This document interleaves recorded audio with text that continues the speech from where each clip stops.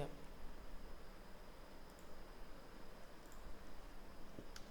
So very good. Types of softwares అంటే complete చేసేసారు కాబట్టి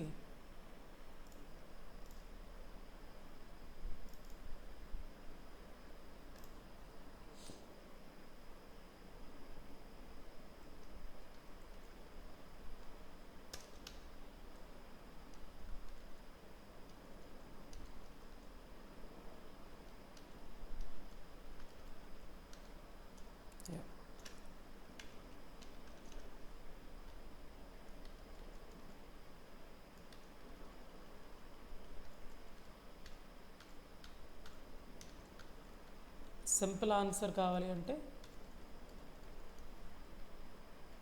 for example computer it's an electronic device.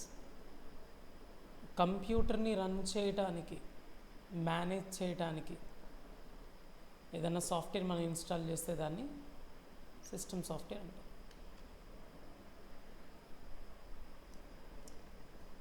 System సాఫ్ట్వేర్స్కి ఎగ్జాంపుల్స్గా ఆపరేటింగ్ సిస్టమ్ అంటాం. అది మ్యాక్ ఓఎస్ కావచ్చు, విండోస్ ఓఎస్ కావచ్చు, యూనిక్స్ ఆర్ లైనిక్స్ కావచ్చు, లేదా ఆండ్రాయిడ్ ఓఎస్ కావచ్చు. These are all comes under system software. సింపుల్గా చెప్పాలంటే ఒక కంప్యూటర్ని మేనేజ్ చేయాలా, ఒక సెల్ ఫోన్ని మేనేజ్ చేయాలా, సెల్ ఫోన్కి కనెక్ట్ అయిన ప్రతి హార్డ్వేర్ కాంపోనెంట్ని మనం రన్ చేయగలగాల, అలాంటి పర్పస్ కోసం యూస్ చేసేది ఏదైనా సిస్టమ్ సాఫ్ట్వేర్. ఫర్ ఎగ్జాంపుల్, నా కంప్యూటర్ ప్రింటర్తో ఇంటరాక్ట్ అవ్వాలి, లేదా నా ల్యాప్టాప్ రూటర్తో ఇంటరాక్ట్ అవ్వాలి, వైఫై రూటర్ ఉంటుంది కదా, రూటర్తో ఇంటరాక్ట్ అవ్వాలి. ఇలా రెండు డివైజెస్ మధ్య ఇంటరాక్షన్ ప్రొవైడ్ చేయాలన్నా ఒక సాఫ్ట్వేర్ ఇన్స్టాల్ చేయాలి. జనరల్గా దాన్ని డ్రైవర్ అంటారు. ఆ డ్రైవర్స్ని కూడా సిస్టమ్ సాఫ్ట్వేర్స్ అనొచ్చు. అలాగే ఇదిగో చూడు, ఇక్కడ లిస్ట్ ఇచ్చాను. Operating systems are system softwares. Some utility softwares are there like antivirus software, disk cleanup tools. మనం చూసే ఉంటాం కొన్ని సపరేట్ సాఫ్ట్వేర్స్ మనం ఇన్స్టాల్ చేసుకొని మన కంప్యూటర్లో ఉన్న అన్వాంటెడ్ ఫైల్స్ని వాటిని డిస్క్ క్లీనప్స్ కోసం వాడుతూ ఉంటాం. అలాంటి వాటి కానీ file compression softwares like WinZip softwares, WinRAR softwares అలాంటివి ఉంటాయి కొన్ని కదా. కంప్రెషన్ సాఫ్ట్వేర్స్ కానీ ఫైల్ కంప్రెషన్ సాఫ్ట్వేర్స్ కానీ కమ్స్ అండర్ సిస్టమ్ సాఫ్ట్వేర్స్ అంటారు. ఇంకా డివైస్ డ్రైవర్స్, ఇందాకలే చెప్పాను డ్రైవర్స్ అని. గ్రాఫిక్ డ్రైవర్స్ కావచ్చు, graphic card drivers. Printer drivers కావచ్చు, అంటే ప్రింటర్ కంప్యూటర్కి మధ్యలో ఇంటరాక్షన్ ప్రొవైడ్ చేయడానికి యూజ్ చేసే సాఫ్ట్వేర్స్ అన్నమాట. మీరు వినే ఉంటారు చూడు, కంప్యూటర్ ఉంటుంది, కొత్తగా నువ్వు ఫర్ ఎగ్జాంపుల్ మార్కెట్లోకి వెళ్ళి ఒక ప్రింటర్ కొనుక్కొని వచ్చావు. డైరెక్ట్గా ఆ ప్రింటర్కి పవర్ కనెక్షన్ ఇచ్చేసి ప్రింటర్ నుంచి ఒక చిన్న వైర్ ఉంటుంది, యూఎస్బి టైప్ వైర్ ఉంటుంది, ప్రింటర్కి ల్యాప్టాప్కి కనెక్ట్ చేయగానే ప్రింట్ వచ్చేసేది. కంపల్సరీ నీ కంప్యూటర్లో ప్రింటర్ సాఫ్ట్వేర్స్ అంటూ ఇన్స్టాల్ చేయాలి. వాడు ఒక సీడీనో లేకపోతే ఒక లింక్ అయినా ఇస్తాడు, ఇదిగో ఈ వెబ్సైట్లో ఈ సాఫ్ట్వేర్ ఉంటుందండి, అది ప్రింటర్ సాఫ్ట్వేర్ అండి, మీ సిస్టంలో ఇన్స్టాల్ చేయాలండి, లేకపోతే మీరు ప్రింట్ తీయలేరండి అంటాడు వాడు. ఆ సాఫ్ట్వేర్ ఏం చేస్తుందంటే ప్రింటర్కి కంప్యూటర్కి మధ్యలో ఒక ఇంటరాక్షన్ని ప్రొవైడ్ చేస్తుంది, ఒక మీడియేటర్లా బిహేవ్ చేస్తుంది, ఒక డ్రైవర్లా బిహేవ్ చేస్తుంది. కంప్యూటర్ ఇచ్చిన ఇన్స్ట్రక్షన్ని ఆ డ్రైవర్ అనే సాఫ్ట్వేర్ ప్రింటర్ దగ్గరికి తీసుకెళ్ళి ప్రింటర్కి ఇస్తే ఆ ప్రింటర్ ఆ సర్టెన్ టాస్క్ని పెర్ఫామ్ చేశాక, అంటే ప్రింట్ పెర్ఫామ్ చేశాక ప్రింట్ కంప్లీటెడ్ అనే ఇన్ఫర్మేషన్ మళ్ళీ printer through the driver software కంప్యూటర్కి చెప్తుంది. ఇలా ఇంటరాక్షన్, ఇలా ఇన్స్ట్రక్షన్స్ని క్యారీ చేస్తూ ఉంటుంది ప్రింటర్కిను కంప్యూటర్కి మధ్యలో. అందుకే వీటిని డ్రైవర్ అంటారు. అలా గ్రాఫిక్స్ డ్రైవర్స్ అని, ఆడియో డ్రైవర్స్ అని, వీడియో డ్రైవర్స్ అని చెప్పాను కదా, ఈథర్నెట్ ఆర్ వైఫై డ్రైవర్స్ అని, ఇట్లా ఇవన్నీ సాఫ్ట్వేర్స్. ఇలాంటి సాఫ్ట్వేర్స్ ఎప్పుడు కూడా రెండు ఎలక్ట్రానిక్ డివైస్ మధ్య ఇంటరాక్షన్ని ప్రొవైడ్ చేయడానికి వాడతాం, డివైస్ డ్రైవర్స్ ఏవైనా సరే. నెక్స్ట్ ఫర్మ్వేర్ సాఫ్ట్వేర్స్ అంటారు, అంటే ఎంబెడెడ్ సాఫ్ట్వేర్స్ ఇవి. ఏమంటే మనం కంప్యూటర్ ఆర్ ల్యాప్టాప్ కొన్నప్పుడు ఇన్బిల్ట్గా ఒక సాఫ్ట్వేర్తో వస్తుంది తెలుసా, ఓన్లీ ఓఎస్తోనే రన్ అయిపోతుంది. అసలు ఓఎస్ రన్ అవ్వాలంటే ఇంకో సాఫ్ట్వేర్ ఉండాలి. ఎలా మీకు అర్థమయ్యేటట్టు చెప్పను అంటే, ఇప్పుడు మనం వాషింగ్ మెషిన్ కొన్నాం అనుకోండి, మ్యానుఫ్యాక్చరరే ఆ వాషింగ్ మిషన్లో దాంట్లో కూడా అంతే, కంప్యూటర్ లాగా ఒక చిన్న మదర్ బోర్డ్ ఉంటుంది, దాంట్లో ఒక చిన్న ప్రాసెసర్ ఉంటుంది, దాంట్లో ఇన్బిల్డ్ సాఫ్ట్వేర్ ఒకటి ఉంటుంది. అంటే మ్యానుఫ్యాక్చరర్ తయారు చేసినప్పుడే ఒక సాఫ్ట్వేర్ని బిల్డ్ చేసి దాంట్లో ఇన్స్టాల్ చేస్తాడు. దేంట్లో, ఎక్కడ ఇన్స్టాల్ చేస్తాడు? ఏం చెప్పాను నేను ఇప్పుడు? వాషింగ్ మిషన్లో వాషింగ్ మిషన్లో ఉన్న ప్రాసెసర్లో, చిన్న మైక్రో ప్రాసెసర్లో అది ఇన్బిల్ట్గా వస్తుంది. అదే ఆపరేషన్స్ పెర్ఫామ్ చేస్తుంది. మనం సర్టెన్ అంటే మనం సమ్ టైం సెట్ చేసి, లేకపోతే కైండ్ ఆఫ్ ఆపరేషన్, ఈ ఫాస్ట్ టర్బో వాష్ అనో లేకపోతే 1 hour some other kind of wash అని ఏదో సెట్ చేయగా అది ఆటోమేటిక్గా ఆ సాఫ్ట్వేరే ఆ ఎలక్ట్రానిక్ డివైస్ని రన్ చేస్తుంది. ఆటోమేటిక్గా టైం అవ్వగానే వాషింగ్ అయిపోయిందని చెప్పుద్ది. వాటర్ తీసుకోవడం కానీ సర్ఫ్ తీసుకోవడం కానీ ఆటోమేటిక్గా తీసుకుంటూ ఉంటుంది అది. ఓకే, లిమిట్ పక్కన పెట్టు. అలాంటి ఇన్బిల్ట్ సాఫ్ట్వేర్ కూడా మన కంప్యూటర్తో పాటు ఇన్స్టాల్ చేసి ఇస్తారు మనకి. దాన్ని బయోస్ అని కానీ రూటర్ ఫిమ్వేర్ అని కానీ అంటారు. అంటే రూటర్ మనం కొంటాం కదా, రూటర్లో కూడా ఇన్బిల్ట్గా ఒక సాఫ్ట్వేర్ వస్తుంది కదా, అది రూటర్ ఫిమ్వేర్ అంటారు. అలాగే మనం కంప్యూటర్ కొన్నప్పుడు కంప్యూటర్తో పాటు ఇన్బిల్ట్గా బయోస్తో పాటు ఒక సాఫ్ట్వేర్ వస్తుంది, దాన్ని బయోస్ అని అంటూ ఉంటాం. ఇలాంటి సాఫ్ట్వేర్స్ కూడా ఉంటాయి. అవి ఇన్బిల్ట్గా మ్యానుఫ్యాక్చరర్ తయారు చేసినప్పుడే దాంట్లో ఇన్స్టాల్ చేసి మరీ ఇస్తాడు. అవి కూడా సిస్టమ్ సాఫ్ట్వేర్ కిందకే వస్తాయి. Then last one, language translators. మీకు ఆల్రెడీ చెప్పాను, ట్రాన్స్లేటర్స్ అని ఉంటాయి. C compiler, C++ compiler, Java compiler, interpreters. Okay, simply compilers, interpreters and assemblers, 3 types of ట్రాన్స్లేటర్సే ఉంటాయి. ఈ ట్రాన్స్లేటర్ అంటే ఏంటో నేను డిస్కస్ చేస్తాను ఇప్పుడు, కొంచెం ఐడియా ఇస్తాను. సో ఈ ట్రాన్స్లేటర్స్ కూడా కమ్స్ అండర్ సిస్టమ్ సాఫ్ట్వేర్స్. దీంట్లో కేటగరైజ్ చేశాడనమాట. ఆపరేటింగ్ సిస్టమ్స్ అని, యుటిలిటీ సాఫ్ట్వేర్స్ అని, డ్రైవర్స్ అని, ఫర్మ్వేర్ సాఫ్ట్వేర్స్ అని, ట్రాన్స్లేటర్స్ అని. చూడు ఇక్కడ బయోస్ అంటే ఎక్స్ప్లెనేషన్ ఇచ్చాను. ఎస్ చెప్పండి రా, ఎవరు హ్యావింగ్ డౌట్స్? లేదు కదా సాయినాథ్? యా, చూడండి ఇక్కడ బయోస్ అంటే కొంచెం ఇన్ఫర్మేషన్ ప్రొవైడ్ చేశా. మేబీ బయోస్ అంటే అర్థం కాదేమో అని కొంచెం ఇన్ఫర్మేషన్ కూడా ప్రొవైడ్ చేశాను. చూడండి,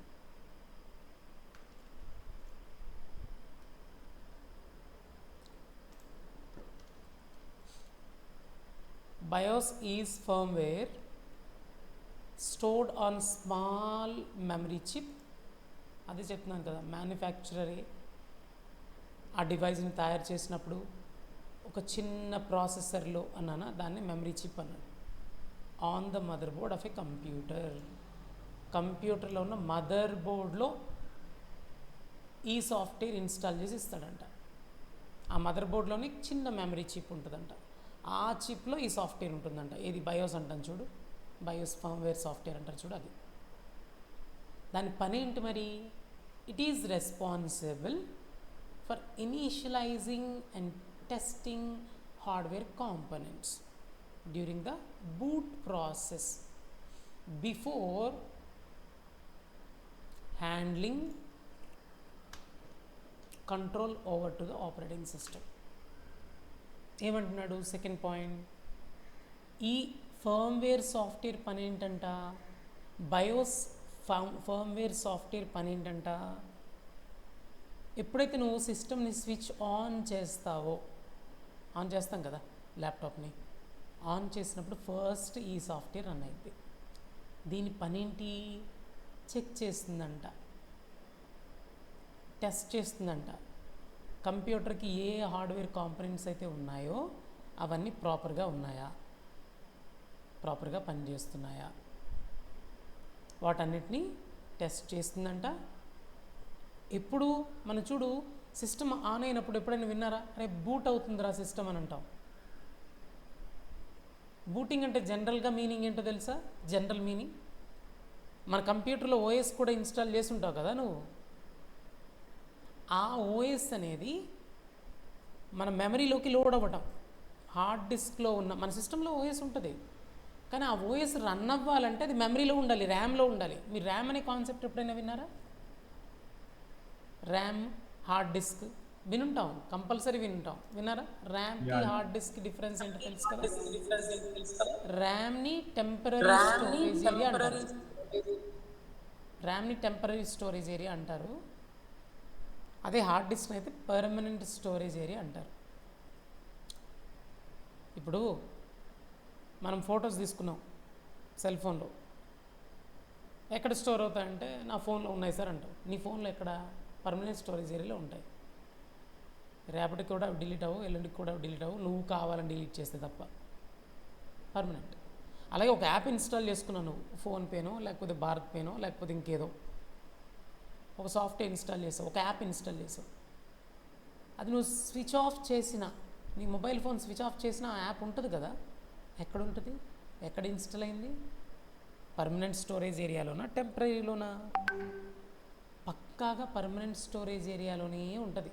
కానీ యాప్ని ఐకాన్ని ఇలా క్లిక్ చేసావు అనుకో, యాప్ ఓపెన్ అవుతుందిరా అంటావు కదా, అంటే హార్డ్ డిస్క్లో ఇన్స్టాల్ అయిన ఆ యాప్ కాస్త ర్యామ్లోకి లోడ్ అయ్యి అప్పుడు రెడీగా ఉంటుంది. ర్యామ్లోకి లోడ్ అయిన దాన్నే మన మొబైల్ ఫోన్ రన్ చేసి మనకు చూపించగలదు, అప్పుడే మనం వాడగలం. గుర్తుపెట్టుకు, ఎప్పుడైనా సరే ఒక యాప్ని యూజ్ చేయాలంటే అది ర్యామ్లోకి లోడ్ అవ్వాలి హార్డ్ డిస్క్ నుంచి, అప్పుడే ఒక యాప్ని యూజ్ చేయగలం. అలా ఓఎస్ కూడా ఒక సాఫ్ట్వేరే, ఆపరేటింగ్ సిస్టమ్ వల్లనే కంప్యూటర్ రన్ అవుతుంది. కానీ ఆపరేటింగ్ సిస్టమ్ ముందు ఎక్కడికి లోడ్ అవ్వాలి బంగారం? ర్యామ్లోకి లోడ్ అయ్యి, ర్యామ్లోకి లోడ్ అయిన తర్వాత ఆ ఆపరేటింగ్ సిస్టమ్ అసలు పని చేస్తుంది. అంటే అన్ని హార్డ్వేర్ కాంపోనెంట్స్ని రన్ చేస్తుంది. అంటే మౌస్ కర్సర్ ఇట్లా మూవ్ చేయగానే కర్సర్ ఎలా మూవ్ అవుతుంది? ఓఎస్ వల్లది. కీబోర్డ్ ద్వారా ఇట్లా ఏదో ఒక బటన్ క్లిక్ చేస్తే ఇంకేదో ఆపరేషన్ ఎలా పెర్ఫామ్ అవుతుంది? అది ఓఎస్ వల్ల. కానీ ఆ ఓఎస్ని ర్యామ్లోకి లోడ్ చేసేది ఎవరు? లోడ్ చేయమని చెప్పేది ఎవరు? ఆ బయోస్ ఫర్మ్వేర్ సాఫ్ట్వేర్ ఉంటుంది కదా, అది. క్లియర్? ఆ ఇనిషియేటివ్ తీసుకుంటుంది అనమాట. అంటే ఆ ఓఎస్ని ర్యామ్లోకి లోడ్ చేయడాన్ని బూట్ ప్రాసెస్ అంటారు యాక్చువల్గా. ఆ బూట్ ప్రాసెసింగ్ జరుగుతూ ఉండేటప్పుడు ఇంకో చెకింగ్ కూడా చేస్తుందంట ఈ బయోస్ ఫర్మ్వేర్ సాఫ్ట్వేర్. ఇన్బిల్ట్గా వచ్చిన సాఫ్ట్వేర్, మదర్ బోర్డ్లో ఉన్న చిన్న మెమరీ చిప్లో ఇన్బిల్ట్గా వచ్చిన ఆ సాఫ్ట్వేర్ అంట, it is responsible for initialising and testing hardware components. ఆ హార్డ్వేర్ కాంపోనెంట్స్ వాళ్ళు పనిచేస్తున్నాయో లేదో చెక్ చేసి వాటిని ఇనిషియలైజ్ చేస్తుందంట. బాబు రెడీగా ఉండు, ఇదిగో ర్యామ్ ఇందులోకి, అంటే ర్యామ్ని చెక్ చేస్తుంది. ర్యామ్ పనిచేస్తేనే కదా హార్డ్ డిస్క్లో ఉన్న ఆ ఓఎస్ని కాస్త ర్యామ్లోకి లోడ్ చేసేది. ర్యామ్లోకి ఓఎస్ లోడ్ అయితేనే కదా ఆ తర్వాత నీ కంప్యూటర్ రన్ అవ్వడం స్టార్ట్ అయ్యింది, ప్రతి హార్డ్వేర్ కంపెనీ రన్ అవ్వడం స్టార్ట్ అయ్యింది. ఆ ఓఎస్ఏ కదా మేనేజ్ చేస్తుంది. I think hope you guys understand. అదనమాట బయోస్ అంటే. ఆ తర్వాత control over to the operating system. అప్పుడు ఆపరేటింగ్ సిస్టమ్ కంట్రోల్లోకి పూర్తిగా వెళ్ళిపోతుందంట ఓఎస్ లోడ్ అయిపోయిన తర్వాత.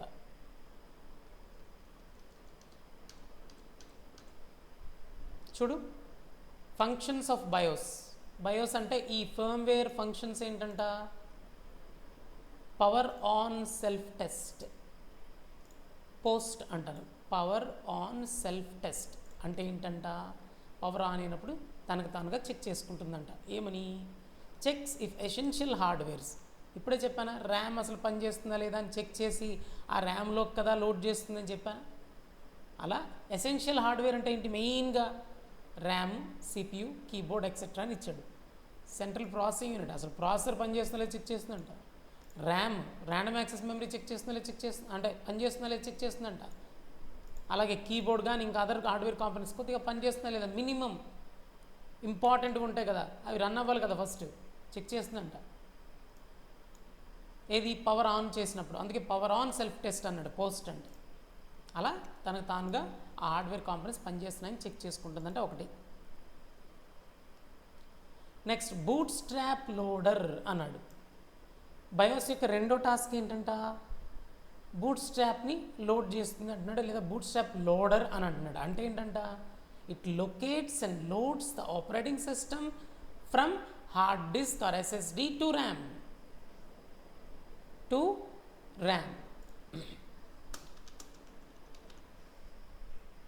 అంటే ఓఎస్ ఎక్కడుందని వెతుక్కుంటుందంట. లొకేట్స్ అంటే అదే కదా. Loads operating system from storage అంటే హార్డ్ డిస్క్ టు ర్యామ్, అది bootstrap loader. Next, BIOS setup utility allows user to configure system settings such as boot order, date time and hardware configurations. ఎప్పుడైనా విన్నారా, system boot అవుతూ ఉన్నప్పుడు మధ్యలో కొన్ని commands ఇచ్చి F11 F12 అట్లా kind of commands ఇచ్చి, నేను ఇప్పుడు ఓఎస్ అయితే ఇన్స్టాల్ చేయట్లేదు కానీ ఒకప్పుడు ఓఎస్లు కూడా ఇన్స్టాల్ చేసుకునేవాడిని నేను కానీ నా సిస్టమ్స్లో ఎప్పుడు స్టార్టింగ్ స్టేజెస్లో. ఇప్పుడు నాకు 21 ఇయర్స్ ఇప్పుడు ఈ ఫీల్డ్లోకి వచ్చి 2005లో వచ్చా. 20 ఇయర్స్ కరెక్ట్ 20 ఇయర్స్ కంప్లీట్ అయింది నేను ఈ ఫీల్డ్లోకి వచ్చి. సో ఎప్పుడు ఎన్నో సంవత్సరాల ముందు ఇనీషియల్ స్టేజెస్లో నా కంప్యూటర్లో నేనే ఓఎస్ ఇన్స్టాల్ చేసుకునేవాడిని. ఆ ఇన్స్టాల్ చేసుకునేటప్పుడు షార్ట్కట్ కమాండ్స్ ఏ ఉండేవి, shift F11 something, control F11 F12 అట్లా. ఆ బూట్ అవుతూ ఉండేటప్పుడు అలా క్లిక్ చేస్తూ ఉండాలి ఆ బటన్ని. F12 F11 గుర్తు రావట్లేదులే కానీ క్లిక్ చేస్తూ ఉండగానే ముందే మధ్యలో ఓపెన్ అయ్యిద్ది, ఆ విండో ఓపెన్ అయ్యిద్ది. అక్కడ మనం కొన్ని సెట్టింగ్స్ చేసుకోవచ్చు, డేట్ అండ్ టైం మార్చుకోవచ్చు, అట్లాంటివి చేయొచ్చు అనమాట. సో బయోస్ సెటప్ యూటిలిటీ, బూట్ ప్రాసెస్ జరుగుతున్నప్పుడు మన సిస్టంలో కొన్ని సెట్టింగ్స్ చేయొచ్చు, డే టు టైం మార్చడం అట్లాంటివి. అదే అంటున్నాడు, allows user to configure system settings such as boot order, date and time, hardware configurations etcetera. ఆ ప్రాసెస్ కూడా బయోస్ చేస్తుంది అంటున్నాడు. Next, driver initialisations. ఇప్పుడే చెప్పాను, డ్రైవర్స్ అంటే చాలా ఉంటాయి. ఆడియో డ్రైవర్స్ ఉంటాయి, వీడియో డ్రైవర్స్ ఉంటాయి, గ్రాఫిక్ డ్రైవర్స్ ఉంటాయి, వైఫై డ్రైవర్స్ ఉంటాయి, లేదా ఈథర్నెట్ డ్రైవర్స్ ఉంటాయి, లేదా మన ప్రింటర్ డ్రైవర్స్ ఉంటాయి ఎక్సెట్రా అన్నాను. అవేనా? ఇంకేమంటున్నాడు డ్రైవర్స్ అంటే, provides basic drivers for input output devices. అసలు కీబోర్డు లేదా మానిటరు, కీబోర్డ్ అంటే ఇన్పుట్ ఇచ్చేది, మానిటర్ అంటే అవుట్పుట్ని డిస్ప్లే చేసేది. ఇలాంటి మినిమం కాంపోనెంట్స్ రన్ అవ్వడానికి కావాల్సిన సాఫ్ట్వేర్స్ అంటే డ్రైవర్స్ ఇన్స్టలేషన్ జరుగుద్దంట. ఆ సాఫ్ట్వేర్స్ ఉంటేనే ఈ కీబోర్డ్ మౌస్ పనిచేస్తాయి. మీరు చూసారా, బూట్ అవుతున్నప్పుడే, సిస్టమ్ ఆన్ చేసేటప్పుడు బూట్ అవుతున్నప్పుడే, పూర్తిగా ఓఎస్ లోడ్ అవ్వకముందే కీబోర్డ్ మౌస్ రన్ అవుతూ ఉంటాయి, కీబోర్డ్ మౌస్ పనిచేస్తూ ఉంటాయి. అదేంటి సార్, ఓఎస్ లేకపోతే ఇవి రన్ అవ్వకూడదు కదా అంటే, దీన్ని బట్టి బయోస్ అంటే సిస్టమ్ ఆన్ అయినప్పుడే ఈ బయోస్ అనే సాఫ్ట్వేర్ మినిమం బేసిక్ రిక్వైర్మెంట్స్ అయిన కీబోర్డ్ని, మానిటర్ని, డిస్ప్లే డ్రైవర్స్, మానిటర్ పని చేయకపోతే అసలు డిస్ప్లే ఎట్లా వస్తుంది నీకు, అలాంటి వాటిని రన్ అయ్యేటట్టు వాటికి సంబంధించిన సాఫ్ట్వేర్స్ని ఇన్స్టలైజ్ చేస్తుందంట. Last, security features may include password protection and secure boot settings and etcetera. System on అయ్యేటప్పుడే, బూట్ అవుతున్నప్పుడే మనం పాస్వర్డ్లు పెట్టచ్చు. పాస్వర్డ్లు పెట్టి ఆ పాస్వర్డ్ ఇస్తేనే మన లోపలికి ఎంటర్ అయ్యేటట్టు చేయొచ్చు. అలాంటి సెక్యూరిటీ సెట్టింగ్స్ కూడా చేస్తుందంట. చూడండి ఎన్ని పనులు చేస్తుంది ఇది. తనకు తానుగా కొన్ని హార్డ్వేర్ కాంపోనెంట్స్ రన్ అవుతున్నాయి లేదా చెక్ చేసుకుంటుందంట. ఓఎస్ ఎక్కడుందిరా బాబు అని వెతుక్కొని ఆ ఓఎస్ని లోడ్ చేస్తుందంట. ఇవి కాకుండా కొన్ని డ్రైవర్స్ ఇన్స్టాల్ చేస్తుందంట, లేదా బూట్ అవుతున్నప్పుడే డే టు టైం అలాంటి ఏమైనా సెట్టింగ్స్ చేయడానికి వీలుగా మనకి కొన్ని ఆప్షన్స్ ప్రొవైడ్ చేస్తుందంట, సెక్యూరిటీ ఫీచర్స్ని చెక్ చేస్తుందంట, ఇలాంటి చాలా ఆపరేషన్స్ని పెర్ఫామ్ చేస్తుందంట. వీటిని బయోస్ ఫర్మ్వేర్ సాఫ్ట్వేర్స్ అంటారు. అంటే ఎగ్జాంపుల్గా ఒక ఐడియా ఇచ్చారు, ఇంకేం అవసరం లేదు. ఇప్పుడు చెప్పండి. సో సాఫ్ట్వేర్ అంటేనే కలెక్షన్ ఆఫ్ ప్రోగ్రామ్స్ అని నేను చెప్పుకున్నాను. సాఫ్ట్వేర్ అంటే కలెక్షన్ ఆఫ్ ప్రోగ్రామ్స్ అని. సాఫ్ట్వేర్స్ని 2 టైప్స్గా డివైడ్ చేసాం, system softwares and application softwares అని. సిస్టమ్ సాఫ్ట్వేర్స్లో ఇన్ని టైప్స్ చెప్పుకున్నాం ఇప్పుడు మనం.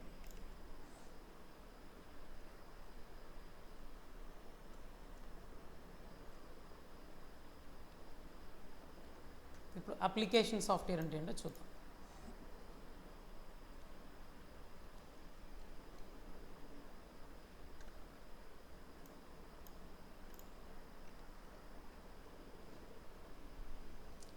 మనకి ఈజీగా అర్థమయ్యేట్టు చెప్పాలంటే ఆల్ అప్లికేషన్ సాఫ్ట్వేర్స్ని సిస్టమ్ రన్నింగ్లోకి వచ్చాక ఇన్స్టాల్ చేస్తాం. మీరు ఇందాక ఎగ్జాంపుల్ చెప్పారు చూడండి, ఎంఎస్ ఆఫీస్ అని. అసలు ఎంఎస్ ఆఫీస్ ఇన్స్టాల్ చేస్తే ఏదైనా హార్డ్వేర్ కాంపోనెంట్ రన్ అయిద్దా? ఏదైనా హార్డ్వేర్ కాంపోనెంట్ మేనేజ్ చేయడానికి ఇన్స్టాల్ చేస్తున్నావా, లేదా మీ ఆఫీస్ వర్క్ ఏదో చేసుకోవడానికి ఇన్స్టాల్ చేస్తున్నావా? హ్యూమన్ చేసే పని ఈజీ చేయడం కోసం ఏ సాఫ్ట్వేర్ అయినా నీ సిస్టంలో ఇన్స్టాల్ చేస్తే, లేదా నీ మొబైల్ ఫోన్లో ఇన్స్టాల్ చేస్తే దాన్ని నేను అప్లికేషన్ సాఫ్ట్వేర్ అనొచ్చు. ఓఎస్ లేకుండా ఇవి రన్ అవ్వవు, అదొకటి గుర్తుపెట్టుకో. అప్లికేషన్ సాఫ్ట్వేర్ అనేది ఎప్పుడు కూడా ఓఎస్ లేకుండా రన్ అవ్వవు. అసలు నీ మొబైల్ ఫోన్ ఆన్ అవ్వకుండా నువ్వు యాప్ ఇన్స్టాల్ చేయగలవా? నీ మొబైల్ ఫోన్ ఆన్లోకి రావాలి, నీ మొబైల్ ఫోన్ రన్నింగ్లోకి రావాలి. నీ మొబైల్ ఫోన్ రన్ అవుతుందంటే ఓఎస్ రన్ చేస్తున్నట్టు లెక్క, ఆపరేటింగ్ సిస్టమ్ రన్ చేస్తున్నట్టు లెక్క. ఆ తర్వాత నువ్వు యాప్స్ ఇన్స్టాల్ చేస్తావు. అందుకే application softwares runs on system software అంటారు. సిస్టమ్ సాఫ్ట్వేర్ లేకపోతే అసలు రన్ అవ్వదు. ఎంఎస్ ఆఫీస్ ఇన్స్టాల్ చేయాలంటే నీ సిస్టమ్ రన్నింగ్లో ఉంటేనే కదా. For example Photoshop software install చేసుకున్నా, ఫొటోస్ని ఎడిట్ చేద్దామని, బ్యానర్స్ అవి తయారు చేసుకుందామని, పాంప్లెట్స్ అవి తయారు చేసుకుందామని నేను ఫోటోషాప్ ఇన్స్టాల్ చేద్దాం అనుకున్నా. ఫోటోషాప్ సాఫ్ట్వేర్ పర్పస్ ఏంటి? అంతే కదా, బ్యానర్స్ డిజైన్ చేస్తా, ఫొటోస్ని ఎడిట్ చేస్తా, అంతే తప్ప నేను ఏదైనా కంప్యూటర్ని రన్ చేయడానికి, హార్డ్వేర్ కంపెనీని రన్ చేయడానికి యూజ్ చేస్తున్నాను లేదు కదా. సో అది కూడా application software.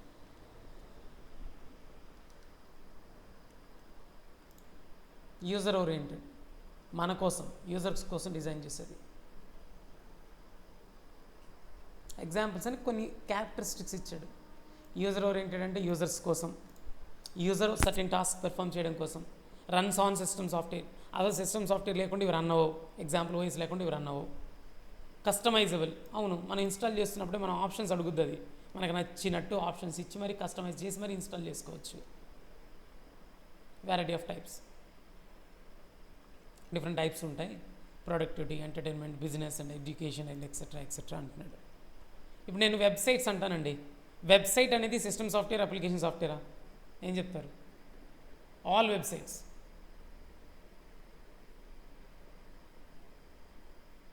Sainath? Application. Yeah, application software, exactly. ఆ వెబ్సైట్ అనేది కంప్యూటర్ రన్ చేయడానికి కాదు కదా. ఇప్పుడు ఫ్లిప్కార్టే ఉంది. ఫ్లిప్కార్ట్ దేనికి అంటే ఏంటి? ఆన్లైన్లో మనం పర్చేస్ చేసుకోవడానికి. అదేదో కంప్యూటర్ని రన్ చేస్తుందా, లేదా నీ మొబైల్ ఫోన్ని రన్ చేస్తుందా? కాదు కదా. యూజర్ చేసే పని ఈజీ చేస్తుంది. ఒకప్పుడు షాప్కి వెళ్ళి కొనుక్కుని వచ్చేవాళ్ళం మనం. ఇప్పుడు హాయిగా ఆన్లైన్లో ఇంటి దగ్గర కూర్చొని మన పని చేసుకుంటూ మరి ఆర్డర్స్ చేస్తాం, ఆటోమేటిక్ ఇంటికి వస్తాయి. మనం చేసే పని ఈజీ చేస్తుంది కదా సాఫ్ట్వేర్, అప్లికేషన్ సాఫ్ట్వేర్. ఇదిగో ఎగ్జాంపుల్. ప్రొడక్టివిటీ సాఫ్ట్వేర్స్ అంట, Microsoft Word, Excel, Google Docs, Notepad etcetera. Web browsers అంట, క్రోమ్ కానీ, మొజిలా ఫైర్ ఫాక్స్ కానీ, మైక్రోసాఫ్ట్ ఎడ్జ్ కానీ, లేదా సఫారీ కానీ ఎక్సెట్రా. మల్టీమీడియా సాఫ్ట్వేర్స్, ఇందాకలే చెప్పాను, ఫోటోషాప్ అని, లేదా మీడియా ప్లేయర్స్ ఉంటాయి, విఎల్సీ ప్లేయర్ అని, లేదా గామ్ ప్లేయర్ అని, లేదా విండోస్ మీడియా ప్లేయర్ అని ఎక్సెట్రా. కమ్యూనికేషన్ సాఫ్ట్వేర్స్ అంట, మనం ఇన్స్టాల్ చేసుకున్న WhatsApp, Zoom, Microsoft Teams etcetera. Business softwares అంట, SAP, QuickBooks, Salesforce, Tally etcetera. Gaming softwares అంట, పబ్జీ కావచ్చు ఎక్సెట్రా. యాంటీవైరస్ సాఫ్ట్వేర్స్ అంట. యాంటీవైరస్ సాఫ్ట్వేర్స్ కూడా Norton, McAfee and Avast comes under application softwares అంట.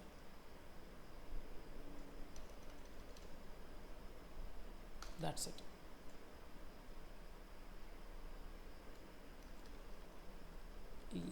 Copy చేశానా నోట్స్లోకి, మన నోట్స్లోకి ఇవన్నీ వచ్చేసాయా? యా, ఇంతవరకు కాపీ చేశాను. Good. So application software and system సాఫ్ట్వేర్కి మధ్య డిఫరెన్స్ ఇది. సింపుల్గా వన్ వర్డ్ ఆన్సర్లో ఇవ్వాలంటే, మనం చేసే పనిని ఈజీ చేయడం కోసం డెవలప్ చేసేవి అప్లికేషన్ సాఫ్ట్వేర్స్. కంప్యూటర్స్ని రన్ చేయడానికి, లేదా మొబైల్ ఫోన్ని రన్ చేయడానికి, లేదా ప్రింటర్ కంప్యూటర్కి మధ్య ఇంటరాక్షన్ ప్రొవైడ్ చేయడానికి, కంప్యూటర్కి రూటర్కి మధ్యలో ఇంటరాక్షన్ ప్రొవైడ్ చేయడానికి యూజ్ చేసే సాఫ్ట్వేర్స్ అన్నీ సిస్టమ్ సాఫ్ట్వేర్స్ అన్నమాట. Simple answer.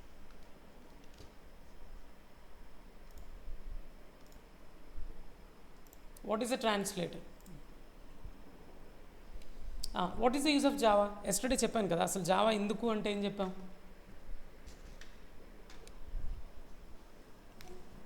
చెప్పండి. జావా ఎందుకు అంటే ఏం చెప్పాను? To build a program application. Yeah, to develop softwares అని చెప్పుకున్నాం. ఇనీషియల్గా అయితే ఏకంగా ఇది ఒక లాంగ్వేజ్ కదా, జనరల్గా లాంగ్వేజ్ అనేది అదర్స్తో మాట్లాడడానికి, అదే ప్రోగ్రామింగ్ లాంగ్వేజ్ అయితే కంప్యూటర్తో ఇంటరాక్ట్ అవ్వడానికి అని చెప్పుకున్నాం కదా. So Yes.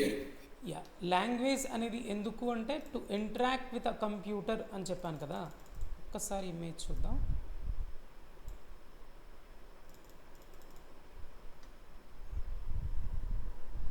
జస్ట్ నేను ఒక ఐడియా కూడా ఇస్తాను, ఎక్స్ప్లెయిన్ చేస్తాను. Just a moment, let me open the paint.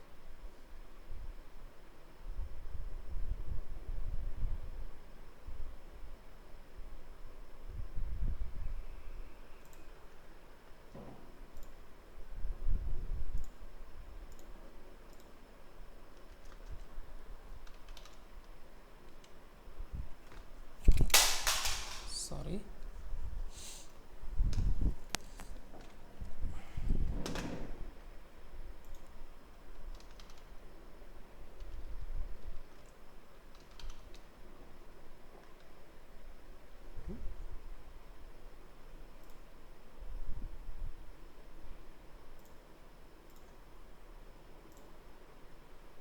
ఏంటి సడన్గా ఎంత స్లో అయింది?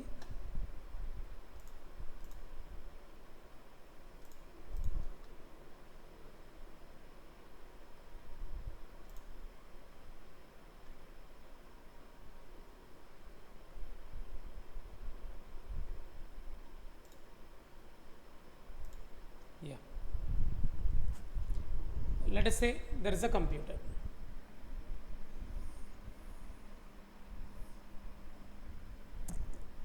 కంప్యూటర్ ఉంది అనుకుందాం.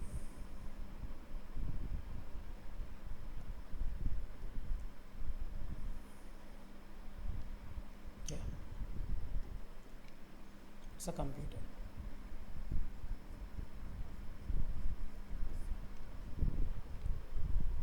We know that it is an electronic device.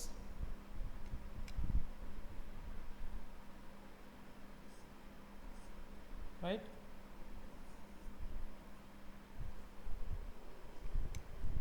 What language computer understand? నేనేం చెప్పేశాను, జావా అనేది ఒక ప్రోగ్రామింగ్ లాంగ్వేజ్. ఆ లాంగ్వేజ్ వస్తే కంప్యూటర్తో ఇంటరాక్ట్ అవ్వచ్చు అన్న. లెట్ సే ఇదిగో నేనే మధు అనుకుందాం.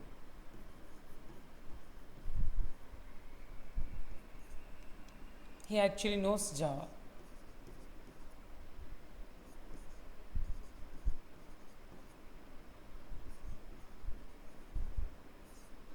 జావా లాంగ్వేజ్ మధుకి బాగా తెలుసు అనుకుందాం. జావా లాంగ్వేజ్ తెలిస్తే తిను డైరెక్ట్గా కంప్యూటర్తో మాట్లాడగలడా? ఇది క్వశ్చన్. మధుకి తెలిసిన లాంగ్వేజ్ ఏంటి? జావా కదా. మరి కంప్యూటర్కి తెలిసిన లాంగ్వేజ్ ఏంటి? కంప్యూటర్ అండర్స్టాండబుల్ లాంగ్వేజ్ ఏంటి?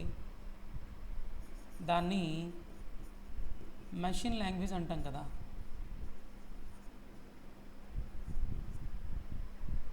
నిజం చెప్తే దానికి జావా అర్థం కాదు.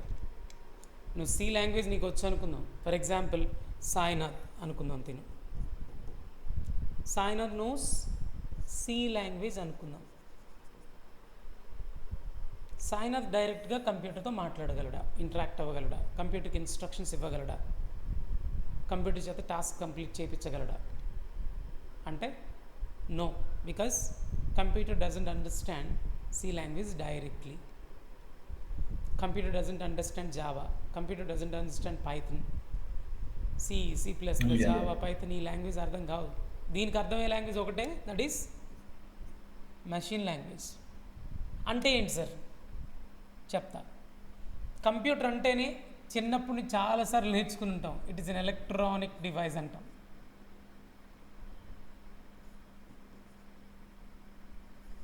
Okay, sorry.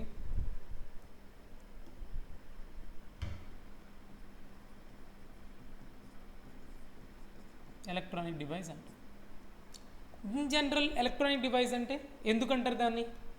It runs with electrical power. అంటే పవర్ లేకుండా అసలు రన్ అవ్వవి, అందుకని ఇవి ఎలక్ట్రానిక్ డివైస్, అది అందరికీ తెలిసింది. పవర్ అనగానే మనకేం గుర్తొస్తుంది? ఇప్పుడు ఫర్ ఎగ్జాంపుల్ ఇక్కడ ఫ్యాన్ రన్నింగ్లో ఉంది, నేను ఆల్రెడీ స్విచ్ ఆన్ చేశాను, ఇప్పుడు నాకు అవసరం లేదు అనుకుంటున్నా, స్విచ్ ఆఫ్ చేశాను, ఇప్పుడు అలా సౌండ్ వచ్చి ఉంటుంది మీకు. మళ్ళీ ఇప్పుడు ఆన్ చేసా, ఆన్ ఆఫ్, అంతే కదా, కంప్యూటర్కి అర్థమైంది, ఇంకా ఎలక్ట్రానిక్ డివైస్ కాబట్టి. సో ఆన్ అనే దాన్ని ఒక ఇన్స్ట్రక్షన్గా లేదా ఒక లెటర్గా తీసుకున్నారు, దానికి ఒక సింబల్ ఇచ్చారు, దట్ ఈస్ 1. 1 మీన్స్ ఆన్ అని అనుకున్నారు. అలాగే ఆఫ్, ఆఫ్కి ఒక సింబల్ ఇచ్చారు, దట్ ఈస్ 0. ఇక్కడ ఇలా కంప్యూటర్కి అర్థమయ్యేది ఎలక్ట్రానిక్ డివైస్ కాబట్టి కంప్యూటర్కి అర్థమయ్యేది ఆన్ ఆఫ్ తప్ప ఏం అర్థం కాదు, ఆ సిగ్నల్సే అర్థమవుతాయి. ఆన్ చేస్తే పవర్ వస్తుంది, ఆఫ్ చేస్తే పవర్ పోతుంది, అంతే. సో ఈ రెండు సింబల్స్ యూస్ చేసి, ఈ రెండు సింబల్స్ని క్యారెక్టర్స్గా, ఈ రెండు సింబల్సే క్యారెక్టర్స్గా అర్థమవుతుంది కదా. మీరు చెప్పండి,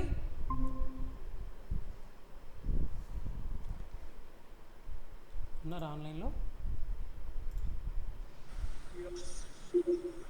ఉన్నారుగా, ఓకే. యా, మీరు చెప్పండి. ఇప్పుడు ఇంగ్లీష్లో ఎస్టర్డే డిస్కస్ చేసాం మనం, ఎన్ని alphabets ఉన్నాయనుకున్నాం? Sorry? English. In English, how many alphabets are there? 26. 26. In Java, how many characters are there? What is the character set? 1,49,813. 13. Right, very good. అట్లనే అసలు క్యారెక్టర్స్ లేకుండా, ఆల్ఫాబెట్స్ లేకుండా ఏ లాంగ్వేజ్ కూడా ఉండదు, that's for sure, right? Yeah. అది అట్లా ఏం చేశారంటే, ఈ కంప్యూటర్ ఇన్వెంట్ చేసిన వాళ్ళు కంప్యూటర్కి కూడా ఒక లాంగ్వేజ్ ఉండాలని, కంప్యూటర్కి ఏం అర్థమవుతుందా అని చూస్తే ఇది ఎలక్ట్రానిక్ డివైస్ కాబట్టి ఆన్ ఆఫ్ తప్ప ఏం అర్థం కాదు కాబట్టి, ఆన్ అనే దానికి ఒక సింబల్ తీసుకొని దాన్ని ఒక క్యారెక్టర్గా, ఆఫ్కి ఒక సింబల్ తీసుకొని దీన్ని ఇంకో క్యారెక్టర్గా, 2 క్యారెక్టర్స్ని ఇన్వెంట్ చేసి, ఈ 2 క్యారెక్టర్స్తోనే ఒక లాంగ్వేజ్ ఇన్వెంట్ చేశారు. ఇంగ్లీష్లో 26 క్యారెక్టర్స్ ఉన్నట్టు, తెలుగులో 56 క్యారెక్టర్స్ ఉన్నట్టు, C++లో 256 క్యారెక్టర్స్ ఉన్నట్టు, జావా పైథాన్ .NETలో 1,49,813 క్యారెక్టర్స్ ఉన్నట్టు, మెషిన్ లాంగ్వేజ్లో 2 క్యారెక్టర్సే ఉంటాయి. ఈ 2 క్యారెక్టర్స్తోనే వర్డ్స్ ఫామ్ చేస్తా, వర్డ్స్తో సెంటెన్సెస్ ఫామ్ చేస్తా, సెంటెన్సెస్తో పారాగ్రాఫ్స్ ఫామ్ చేస్తా. పారాగ్రాఫ్స్ అంటే ప్రోగ్రామింగ్ లాంగ్వేజ్ టెక్నాలజీలో చెప్పాలంటే మీకు అర్థమై ఉంటుంది. ఈ క్యారెక్టర్స్తోనే టోకెన్స్ని ఫామ్ చేస్తా, టోకెన్స్తో స్టేట్మెంట్ ఫామ్ చేస్తా, స్టేట్మెంట్స్తో ప్రోగ్రామ్ని ఫామ్ చేస్తా. ఆ కలెక్షన్ ఆఫ్ ప్రోగ్రామ్స్ని నేను సాఫ్ట్వేర్ అంటాను. అంటే దీన్ని బట్టి ఈ 2 క్యారెక్టర్స్తోనే ఒక లాంగ్వేజ్ ఇన్వెంట్ చేశారా అంటే ఎస్. ఓన్లీ ఈ 2 క్యారెక్టర్స్తోనే ఇక్కడ టోకెన్స్ని లేదా వర్డ్స్ని ఫామ్ చేస్తామంటే ఎస్. ఈ టోకెన్స్తో మళ్ళీ స్టేట్మెంట్ని ఫామ్ చేస్తాం, స్టేట్మెంట్ అంటే ఇన్స్ట్రక్షనేగా, ఆ ఇన్స్ట్రక్షన్ని కంప్యూటర్కి ఇస్తాం. అలాంటి ఇన్స్ట్రక్షన్సే అర్థమవుతాయి. సో కంప్యూటర్కి అర్థమయ్యే లాంగ్వేజ్ ఏంట్రా అంటే 1s and 0sలో రాసే లాంగ్వేజే అర్థమైద్ది, అది తప్ప ఇంకేం అర్థం కాదు. ఎందుకంటే ఆన్ ఆఫ్ తప్ప ఏం అర్థం కాదు కాబట్టి కంప్యూటర్కి. This language is called as what? Machine language. Understand? Okay. So కంప్యూటర్కి అర్థమయ్యే లాంగ్వేజ్ మెషిన్ లాంగ్వేజ్ మాత్రమే. ఆ లాంగ్వేజ్లో యూజ్ చేసే క్యారెక్టర్స్ కౌంట్ ఎంత అంటే ఓన్లీ 2 మాత్రమే. ఓన్లీ 2 క్యారెక్టర్స్ని యూజ్ చేస్తాం కాబట్టి దీన్ని బైనరీ లాంగ్వేజ్ అని కూడా అంటారు. ఏది? కంప్యూటర్ అండర్స్టాండబుల్ లాంగ్వేజ్ని బైనరీ లాంగ్వేజ్ అని కూడా అంటారు. So it is called as machine language as well as binary language. అలాగే లో లెవెల్ లాంగ్వేజ్ అని కూడా అంటారు, అది కూడా చెప్తాం ముందు, ఇది అర్థం అని. సో దీన్ని బట్టి నాకు అర్థమైపోయింది, మధుకు తెలిసే లాంగ్వేజ్ కంప్యూటర్కి అర్థం కాదు, లేదా మన సాయినాథ్కి తెలిసే లాంగ్వేజ్ దీన్ని సాయినాథ్ అనుకుందాం. స్క్రీన్ షేరింగ్లో లేదు. అయ్యో, స్క్రీన్ షేరింగ్లో లేదా? ఎప్పటి నుంచి? మీరు రీకనెక్ట్ అయ్యింది. రీకనెక్ట్ అయింది మధ్యలో, ఏదైనా ఇంటర్నెట్ ప్రాబ్లం అయిందేమో, అదే డౌట్ వచ్చింది మధ్యలో, చెక్ చేశాను నేను. ఒకసారి ఇప్పుడు ఓకే కదా? Yes. So Madhu understand Java, but computer understands ones and zeros. Sainath understand C language, Sainath knows C language. So ఇప్పుడు సాయినాథ్ కంప్యూటర్తో ఇంటరాక్ట్ అవ్వలేడు డైరెక్ట్గా, అలాగే మధు కూడా డైరెక్ట్గా ఇంటరాక్ట్ అవ్వలేడు, బికాస్ వాడికి తెలిసిన లాంగ్వేజ్ వేరు, వీడికి తెలిసిన లాంగ్వేజ్ వేరు. అంటే కంప్యూటర్కి, వీడియో అంటే ఇక్కడే కంప్యూటర్ కూడా ఒక పర్సన్ అనుకోకపోయేదే. మరి ఇప్పుడు ఎట్లా సార్? తెలిసిందేగా ఇద్దరికి లాంగ్వేజ్, అంటే వాడికి తెలిసింది వీడికి రాదు, వీడికి తెలిసింది వాడికి రాదు. అప్పుడు ఏం చేస్తాం? మనకు తెలిసిన ఆన్సర్ ఏంటి? Translator. Yes, we need a mediator, right? ఒక మీడియేటర్ మనకు Yes. కావాలి. ఆ మీడియేటర్ పేరు Combined. సింపుల్గా ట్రాన్స్లేటర్ అన్నారుగా మీరు, అదే పెట్టేద్దాం. సో ఇదిగో వీడు ఒక ట్రాన్స్లేటర్ అనుకుందాం. So we need a translator.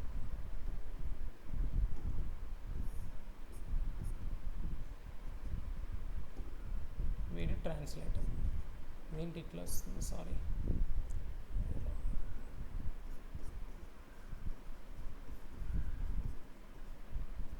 Translator.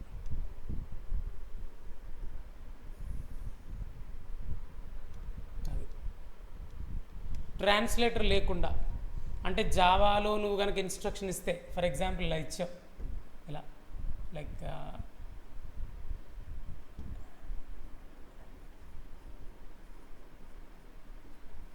ఇట్లా ఇచ్చినాం అనుకుందాం. నేను మధు ఏమని ఇచ్చాడు? int a equal to 10 semicolon అన్నాడు. ఇది జావా లాంగ్వేజ్ ఇది, ఓకే. అలాగే సాయినాథ్ సి లాంగ్వేజ్లో కూడా ఇలాంటి సేమ్ ఇన్స్ట్రక్షన్ రాయొచ్చు. int a ఈక్వల్ టు లేదా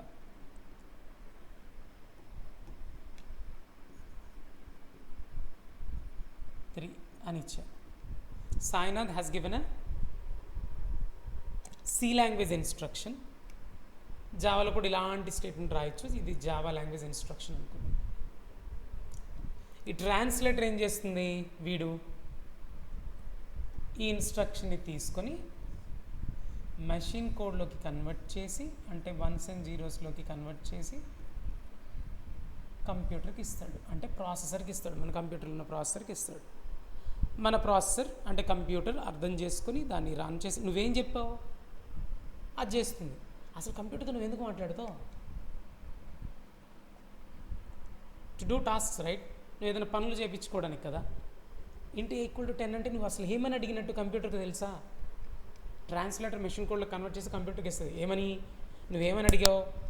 అరే కంప్యూటర్ 10ని ఏలో స్టోర్ చేయి అని చెప్పావు. 10ని ఏలో స్టోర్ చేయి అని చెప్పావు. వెంటనే కంప్యూటర్ ఏం చేస్తుంది? ఈ కంప్యూటర్ లోపల మన కంప్యూటర్లో ర్యామ్ అనే ఒక టెంపరీ మెమరీ ఉంటుంది. దాంట్లో ర్యామ్ అంటే మెమరీ కదా, దాంట్లో కొంత స్పేస్ ఆక్యుపై చేసి ఈ స్పేస్కి ఏ అనే పేరు పెట్టి దాంట్లో 10ని కంప్యూటర్ స్టోర్ చేస్తుంది. ఏమైనా అర్థమైంది నేను మాట్లాడింది? Yeah. కంప్యూటర్ ఏం చేస్తుంది? కంప్యూటర్కి ఏం అడిగావు నువ్వు చెప్పు, అసలు ఏమని అడిగావు? అదే మధు ఏమని అడిగాడు? int a is equal to 10. A equal to 10 అంటే కంప్యూటర్కి ఇలా చెప్పినట్టు, అరే కంప్యూటర్ ర్యామ్లో కొంత మెమరీ ఆక్యుపై చేశారా, కబ్జా చేసేయి. ర్యామ్లో కొంత మెమరీ కబ్జా చేయి. ఎందుకంటే ర్యామ్లో చాలా మెమరీ ఉంటుంది కదా, 5 GB memory, 2 GB memory, 1 GB memory, అలా కంప్యూటర్ని బట్టి మారుతూ ఉంటుంది కదా. అది 1 TB మేబీ, ఇంకా మంచి కంప్యూటర్స్ అయితే అట్లా ర్యామ్ ఉంటుంది కదా. ఆ ర్యామ్లో కొంత కబ్జా చేసేయి. కబ్జా చేసినకి దానికి పేరు పెట్టు ఏ అని. అర్థమవుతుందా? అంటే కబ్జా చేసేయమని ర్యామ్లో కొంత స్పేస్ని ఆక్యుపై చేయమని కంప్యూటర్కి చెప్తే కంప్యూటర్ అట్లనే చేస్తుంది. ర్యామ్లో కొంత మెమరీ ఆక్యుపై చేస్తుంది. ఇలాగా ఇదే ఆ మెమరీ అనుకో. దానికి ఏ అనే పేరు పెట్టుకుంటుంది. ఎందుకంటే కబ్జా చేసి దానికి పేరు పెడతా, ఈ దిస్ ల్యాండ్ బిలాంగ్స్ టు అని అంటారు కదా, అట్లా దిస్ ల్యాండ్ బిలాంగ్స్ టు ఏ. ఆ ఏలో ఈ 10ని స్టోర్ చేస్తుంది. నువ్వు చెప్పింది అది చేస్తుంది. నువ్వు అదే చెప్పావు అసలు యాక్చువల్గా. అయ్యే కంప్యూటర్ అన్నా చెప్పనా, ర్యామ్లా కొంత స్పేస్ కావాలరా, కొద్దిగా కబ్జా చేసే పర్లేదు. ఓకే అన్న కబ్జా చేస్తా అన్న. అరే కబ్జా చేసి అక్కడ ఏమంటారు దాన్ని, ఒక బోర్డు పెట్టరా. ఆ బోర్డు ఏంటంటే దిస్ ల్యాండ్ బిలాంగ్స్ టు ఏ అని పెట్టరా. ఆ ల్యాండ్కి ఏ అనే పేరు పెట్టరా. పెట్టావా, అక్కడ ఇదిగో ఈ సామాన్ తీసుకెళ్ళి పెట్టు, ఇదిగో 10 ఉంది కదా, ఆ 10 తీసుకెళ్ళి పెట్టు అక్కడ అని చెప్పినట్టు నువ్వు. అదే ఇప్పుడు ఏ లాంగ్వేజ్లో చెప్తున్నాడు సాయినాథ్, సి లాంగ్వేజ్లో కూడా సేమ్ కైండ్ ఆఫ్ ఇన్స్ట్రక్షన్ కంప్యూటర్కి ఇచ్చాడు. కానీ కంప్యూటర్కి డైరెక్ట్గా వెళ్ళిపోదు, మధ్యలో ట్రాన్స్లేటర్ కావాల్సిందే. ఆ ట్రాన్స్లేటర్ మళ్ళీ 1s and 0sలోకి మార్చాల్సిందే అని అనుకుందాం. కైండ్ ఆఫ్ ఇన్స్ట్రక్షన్ ఎట్లా మారుద్ది, మనం రాసింది ఏంట్రా అంటే సిలో, ఈ సిలో రాసినది కాస్త మెషిన్ లాంగ్వేజ్లోకి లేదా బైనరీ లాంగ్వేజ్లోకి కన్వర్ట్ అయ్యింది కదా. ఇప్పుడు ఏమని ఇచ్చినట్టు కంప్యూటర్కి మళ్ళీ ఇన్స్ట్రక్షన్. సాయినాథ్ అడిగింది ఏంటి, ఏ కంప్యూటర్ ఆనా చెప్పనా, కబ్జా చేయరా స్పేస్ని. ఏందన్నా ఎప్పుడు కబ్జా చేసుడేనా, మరి అంతే కదరా మనం ఉన్నదే దానికి, కబ్జా చేయి. ఓకే అన్న చేస్తానా, ర్యామ్లో కబ్జా చేసేసిన అన్న కొంత ప్లేసు, ఏమని పేరు పెట్టాలన్నా, చెప్పాను కదరా బి అని. ఓకే అన్న సారీ అన్న, బి. ఎంత స్టోర్ చేయాలన్నా, అప్పుడు ఏం చెప్తాడు సాయి, 3 స్టోర్ చేయరా అని చెప్పింది. 3 స్టోర్ చేస్తా. కంప్యూటర్తో నువ్వు మాట్లాడట్లా, కంప్యూటర్కి చెప్పట్లా, ఏ కంప్యూటర్ ఈ పని చేయి, ఏ కంప్యూటర్ ఆ పని చేయి అని మనం చెప్పొచ్చు. అందుకే కంప్యూటర్తో మనం మాట్లాడేది ఎందుకంటే పనులు చేయించుకోవడానికి. ఇదే ర్యామ్ అనుకోవచ్చు. అది ఇప్పుడు చెప్పండి, దీన్ని బట్టి మనకు వచ్చిన క్లారిటీ వచ్చి ఉండాలి. ఏం క్లారిటీ వచ్చిందిరా అంటే, బాబు కంప్యూటర్తో మనం డైరెక్ట్గా మాట్లాడాలంటే మెషిన్ లాంగ్వేజ్ నేర్చుకుని సావాలి. మెషిన్ లాంగ్వేజ్ నీకు రాదా, చాలా టఫా. మెషిన్ లాంగ్వేజ్ ఎందుకు నేర్చుకోరు చెప్పండి. It's very difficult to learn, very difficult to learn, very difficult to write the programs in machine language after learning, very difficult to identify the errors if some errors are actually occurred at the time of writing the program రాస్తున్నప్పుడు ఏమైనా errors వచ్చాయి అనుకుందాం, ఆ ఎర్రర్ని identify చేయడం కష్టం, దాన్ని locate చేయడం కష్టం, దాన్ని డీబగ్ చేయడం కష్టం. అరే బాబు ప్రతిదీ కొద్దిగా డిఫికల్టే, కొద్దిగా కాదు బాగా డిఫికల్ట్. ఆ డిఫికల్టీ ఫీల్ అయిన వాళ్ళే నీలాంటి వాళ్ళు నాలాంటి వాళ్ళు ఏం చేశారంటే, దీనికి ఒక అన్నవరా బాబు ఏదైనా కొత్త లాంగ్వేజ్ ఇన్వెంట్ చేద్దామని ఇలాంటి లాంగ్వేజ్ ఇన్వెంట్ చేశారు. జావా అని, సి అని, C++ అని, పైథన్ అని, .NETలో ఉన్న C# .NET అని, VB.NET అని, VC++ .NET అని, PHP అని, జావా స్క్రిప్ట్ అని, ఇలా చాలా లాంగ్వేజ్ వచ్చాయి కదా. ఆర్ అని, బేసిక్ అని, ఏవైతే లాంగ్వేజ్ వచ్చాయి, ఈ లాంగ్వేజ్ అని ఎట్లా వచ్చాయి. ఈ మిషన్ లాంగ్వేజ్ ఏంది ఇంత టఫ్ ఉంది, ఎవడైనా నేర్చుకుంటాడు అసలు ఈ మిషన్ లాంగ్వేజ్ని.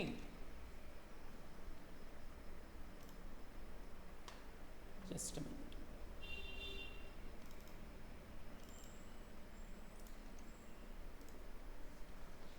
దానికంటే ఈజియెస్ట్ లాంగ్వేజ్ ఏదైనా ఇన్వెంట్ చేద్దామని అదర్ లాంగ్వేజ్ ఇన్వెంట్ చేశారు, ఈజీ లాంగ్వేజ్ ఇన్వెంట్ చేశారు.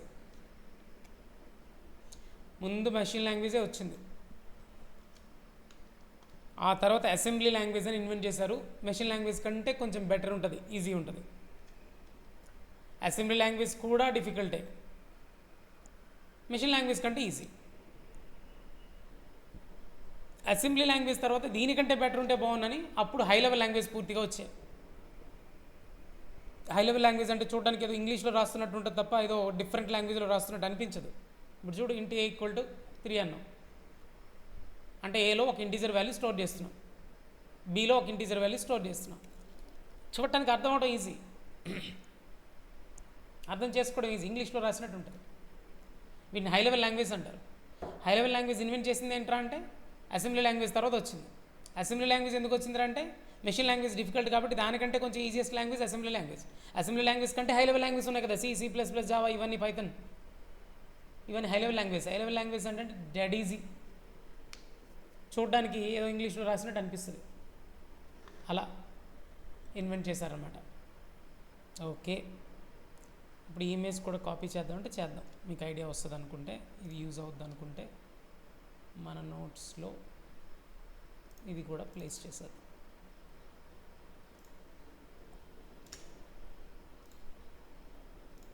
యాక్చువల్ అలాంటి ఇమేజే ప్రీవియస్ బ్యాచ్ వాళ్ళకి చెప్పాను. ఇదిగో ఇక్కడ చూడొచ్చు మీరు. ఇంకా క్లియర్గా చెప్పాను అక్కడ, అంతే డిఫరెన్స్. చెప్తా మీతో మాట్లాడుతూ ఇంటరాక్ట్ అవుతూ చెప్తాను, ఒక్క నిమిషం.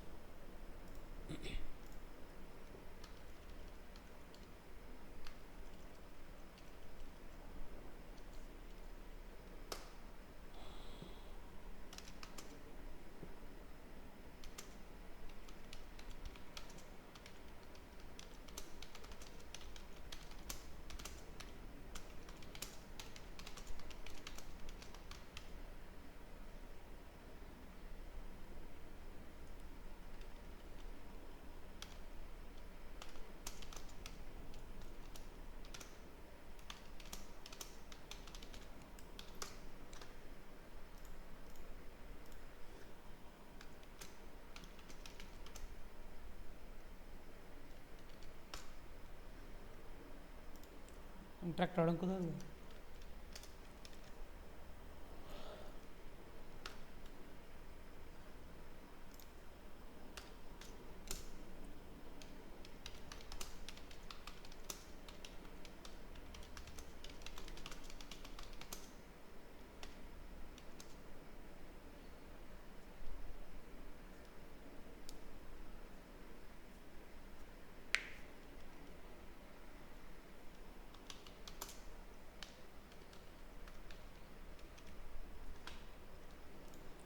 That's it. మరి ట్రాన్స్లేటర్ అంటే ఏంటి? చాలా సింపుల్. సమ్టైమ్స్ దీన్ని ఒక ప్రోగ్రామ్ అనొచ్చు లేదా సాఫ్ట్వేర్ అనొచ్చు. What is translator? ఏం సార్ వాడు ట్రాన్స్లేట్ చేస్తాడు ఈ లాంగ్వేజ్ నుంచి ఆ లాంగ్వేజ్ వాడే. ఎవడైతే ట్రాన్స్లేట్ చేస్తాడో ఏది జావా లాంగ్వేజ్ని మెషిన్ లాంగ్వేజ్లోకి లేదా సి లాంగ్వేజ్ని మెషిన్ లాంగ్వేజ్లోకి ఎవరైతే ట్రాన్స్లేట్ చేస్తాడో వాడే translator. Okay. So translator is a software which translates one language to another language or high level language to machine languages.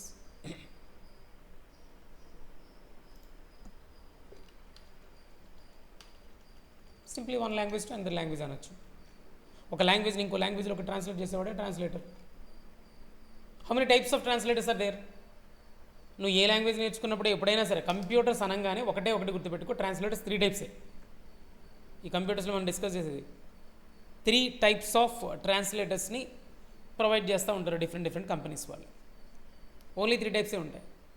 నేను జావా నేర్చుకున్నప్పుడు 3 టైప్స్ అని, సి లాంగ్వేజ్ నేర్చుకున్నప్పుడు 2 టైప్స్ అని అలా ఉండవు. ట్రాన్స్లేటర్స్ అనేది ఓవరాల్ ఆన్సర్, ఒక కామన్ ఆన్సర్, ఒక జనరిక్ ఆన్సర్. కంప్యూటర్స్లో ట్రాన్స్లేటర్స్ ఉంటాయా? ఉంటాయి. ఏం చేస్తాయి? మనం రాసిన లాంగ్వేజ్ కంప్యూటర్కి అర్థం కాదు కాబట్టి కంప్యూటర్కి అర్థమయ్యే లాంగ్వేజ్లోకి ట్రాన్స్లేట్ చేయడానికి ట్రాన్స్లేటర్స్ వాడతాం. How many types of translators are there? Only 3 types: compilers, interpreters and assemblers. ఇప్పుడు ఈ ఇమేజ్ చూద్దాం. నేను కాపీ చేసిన ఇమేజ్ పేస్ట్ చేశానా?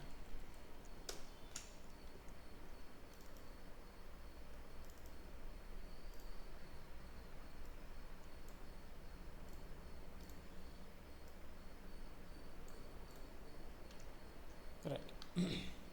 ఇప్పుడు ఇమేజ్ చూద్దాం ఒకసారి. ప్రీవియస్ బ్యాచ్ వాళ్ళకి చెప్పిన ఇమేజ్ ఇది.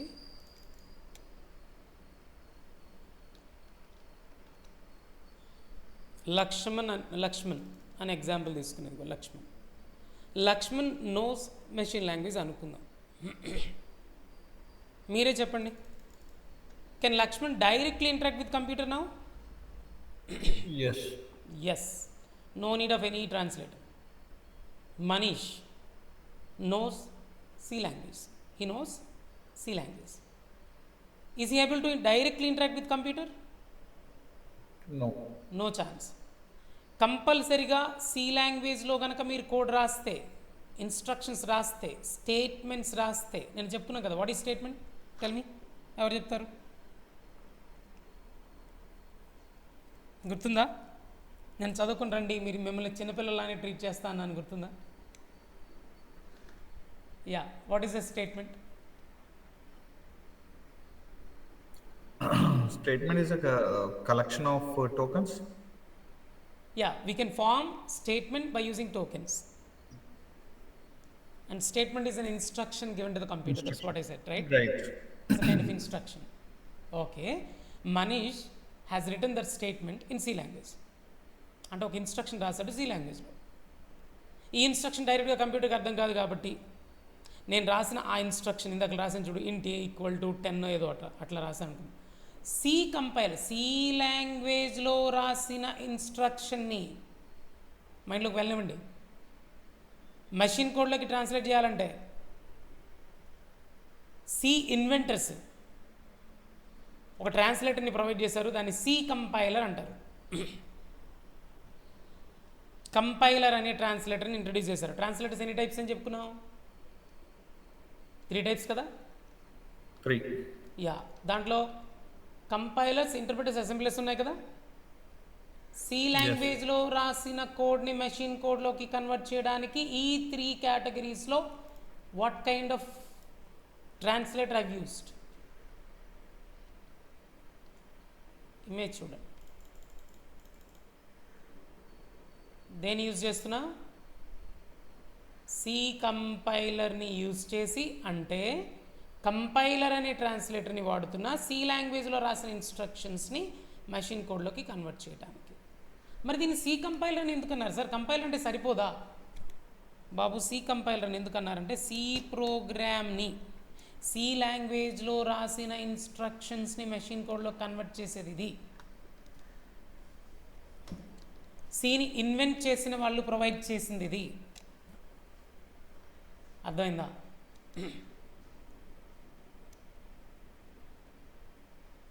Next Prasad, he knows Java. జావాలో ఏదో ఇన్స్ట్రక్షన్స్ రాశాడు అనుకుందాం, స్టేట్మెంట్స్ రాశాడు అనుకుందాం.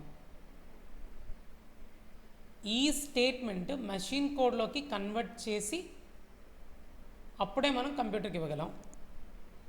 కానీ జావాలో అంట సిలో యూజ్ చేసినట్టు ఒక్క కంపైలర్ ఒక్కటే సరిపోదంట, యూజ్ చేయలేదంట. అలా ఒక్క ట్రాన్స్లేటర్ని యూజ్ చేయలేదంట జావాలో.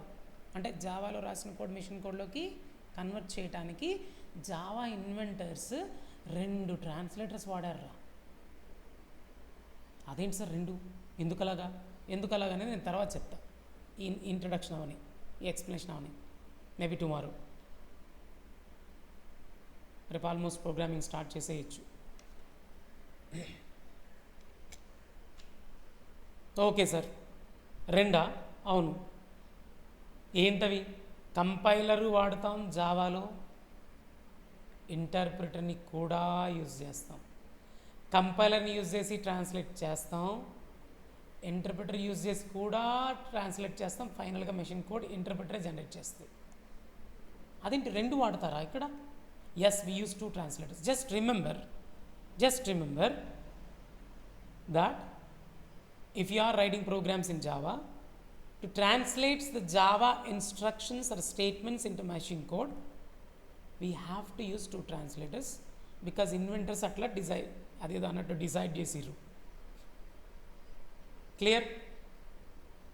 ఇప్పుడు చెప్పండి, మెషిన్ లాంగ్వేజ్లో ఇన్స్ట్రక్షన్స్ రాస్తే ట్రాన్స్లేటర్స్ అవసరమా? నో. సి లాంగ్వేజ్లో కనుక మన ఇన్స్ట్రక్షన్స్ రాస్తే ట్రాన్స్లేటర్ అవసరమా? Yes. And what translator we need? C compiler. Nice. If you have written some statements in Java, do we need any translators to translate into machine language? Yeah, 2 translators. Yes, we need 2. Very good. One is Java compiler and Java compiler, and second one is Java interpreter. C compiler C programs కోసం, Java compiler Java programs కోసం. ఈ Java compiler తీసుకెళ్ళి ఇక్కడ use చేస్తా అంటే కుదరదు. Let us say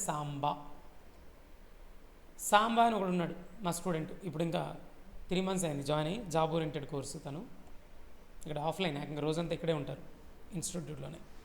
పైన staying, ఇక్కడే రోజంతా నేర్చుకుంటూ ఉంటారు. అడ్వాన్స్ జావా కూడా అయిపోతుంది వాళ్ళది. ఓకే, తను సాంబాకి HTML జావా స్క్రిప్ట్, HTMLలో జావా స్క్రిప్ట్ ఏదో ఒకటి వచ్చి అనుకో, ఒకటే అనుకో. Let us say Samba knows JavaScript. JavaScript అనేది కూడా మెషిన్ లాంగ్వేజ్ కాదు కదా. జావా స్క్రిప్ట్లో నేను ఇన్స్ట్రక్షన్ రాస్తే డైరెక్ట్గా మెషిన్కి అర్థం కాదు కదా. జావా స్క్రిప్ట్ని మెషిన్ కోడ్లోకి కన్వర్ట్ చేయడానికి ఏ ట్రాన్స్లేటర్ యూజ్ చేస్తారంట? ఇంటర్ప్రిటర్. ఇంటర్ప్రెటర్. జావా స్క్రిప్ట్ కోసం యూజ్ చేసే ఇంటర్ప్రెటర్. జావా ఇంటర్ప్రెటర్ లాగా ఇది Java script interpreter. It translates JavaScript instructions into machine code and it gives it to the machine computer. Let us say Shankar ఏకంగా assembly language అని నేర్చుకున్నాడు అనుకుందాం. Assembly language is easier than machine language but harder than Java, C++, HTML, Java script. వీటితో compare చేస్తే హార్డ్గా ఉంటుంది. Machine లాంగ్వేజ్తో compare చేస్తే కొద్దిగా ఈజీగా ఉంటుంది అసెంబ్లీ లాంగ్వేజ్. అసెంబ్లీ లాంగ్వేజ్ శంకర్కి వచ్చి అనుకుందాం. అసెంబ్లీ లాంగ్వేజ్లో ఇన్స్ట్రక్షన్స్ రాస్తే కంప్యూటర్కి అర్థం కాదు. బాగానే ఉంది సార్, మరి ఇక్కడ ఏ ట్రాన్స్లేటర్ వాడాలి? అసెంబ్లర్ అనే ట్రాన్స్లేటర్ మాత్రమే యూజ్ చేయాలి అసెంబ్లీ లాంగ్వేజ్లో రాసిన ఇన్స్ట్రక్షన్ని మెషిన్ కోడ్లోకి కన్వర్ట్ చేయడానికి.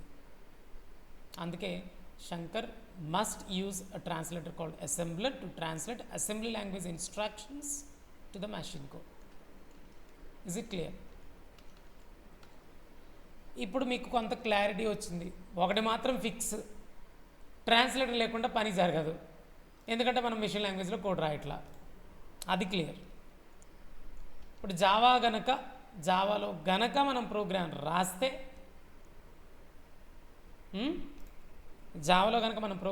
ఎన్ని ట్రాన్స్లేటర్స్ వాడాలంట మెషిన్ కోడ్లో కన్వర్ట్ చేయడానికి? 2 ట్రాన్స్లేటర్స్ యూజ్ చేయాలంట. అది కథ.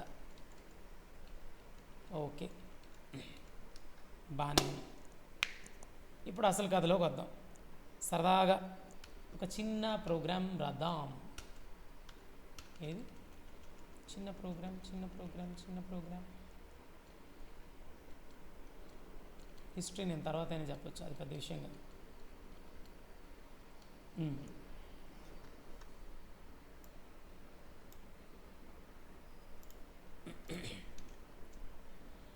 మీకు నేను రాసే ప్రోగ్రామ్ అర్థం కాకపోయినా పర్లా, ప్రోగ్రామ్ ఎక్స్ప్లెనేషన్ కోసం ఇప్పుడు నేను రాయట్లేదు ప్రోగ్రామ్ని.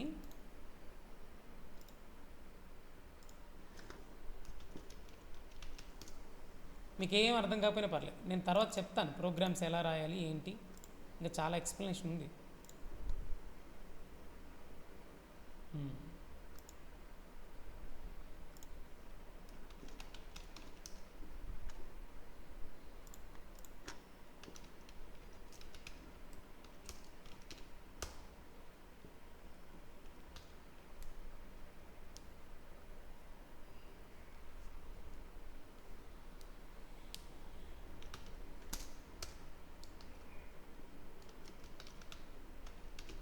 ఒక చిన్న ప్రోగ్రామ్ రాశా, ఏం అర్థం కాకపోయినా మీకు ఏం పర్లేదు, నేను తర్వాత ఎక్స్ప్లెయిన్ చేస్తాను.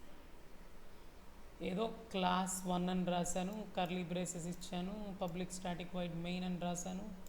ఇక్కడ కూడా మళ్ళీ ఓపెన్ కర్లీ బ్రేస్ ఇచ్చి దాంట్లో ఒక చిన్న ప్రింట్ ఎల్ఎన్ స్టేట్మెంట్ ఏదో రాసా, ప్రింట్ స్టేట్మెంట్ అనుకో. ఇది నేను రాసిన ప్రోగ్రామ్. ఇప్పుడు నా క్వశ్చన్ ఏంటంటే,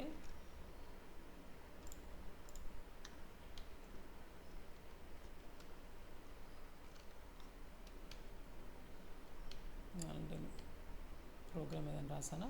రాయలే. ఓకే, అయితే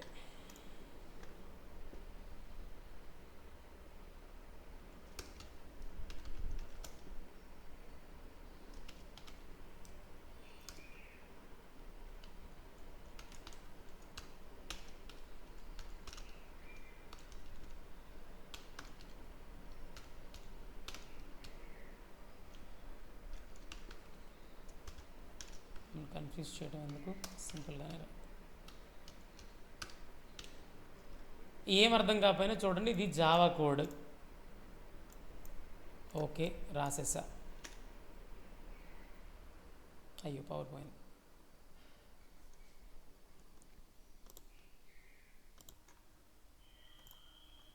సో ఇప్పుడు చూడండి, నేను ఒక ప్రోగ్రామ్ రాశాను కదా,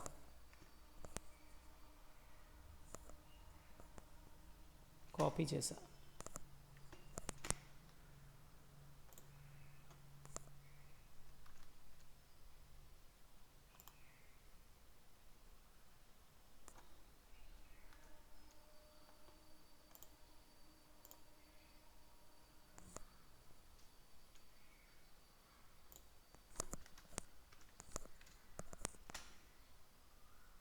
ఇదిగో ఈ ప్రోగ్రామ్. లేకపోతే స్లోగా చెప్పాలి, రేపని చెప్పుకుందాం. అయితే కొంచెం స్లోగా చెప్పాలి.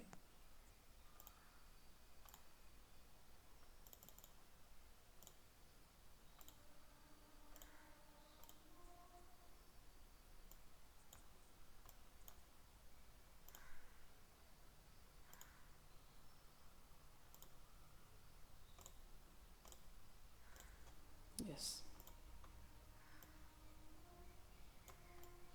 ఈ ట్రాన్స్లేటర్స్ గురించి కొంచెం క్లియర్గా చెప్పాలి. ఎందుకంటే ట్రాన్స్లేటర్ మనం బాగా యూజ్ చేస్తాం కాబట్టి, కంపైలర్ ఎట్లా బిహేవ్ చేస్తుంది, జావాలో మెయిన్గా ఇంటర్ప్రిటర్ ఎందుకు యూజ్ చేస్తాం, ఆ క్లారిటీ ఇవ్వాలి. Interview point of view questions ఇవి. ఇంట్రడక్షన్ అనుకుంటాం కానీ ఇంపార్టెంట్ ఇది. ఇంట్రడక్షన్లో కూడా interview point of view questions వస్తాయి. ఫుల్ ఎప్పుడైనా అర్థమైనప్పుడే, నా వే ఆఫ్ టీచింగ్ ఇప్పటికే కొంచెం అర్థమై ఉండాలి మీకు, ఇంకా క్లియర్గా అర్థమైద్ది. డే బై డే ప్రతి పాయింట్ క్లియర్గా ఎక్స్ప్లెయిన్ చేయడానికి ట్రై చేస్తాను, మీకు అర్థమయ్యేంత వరకు చెప్తాను.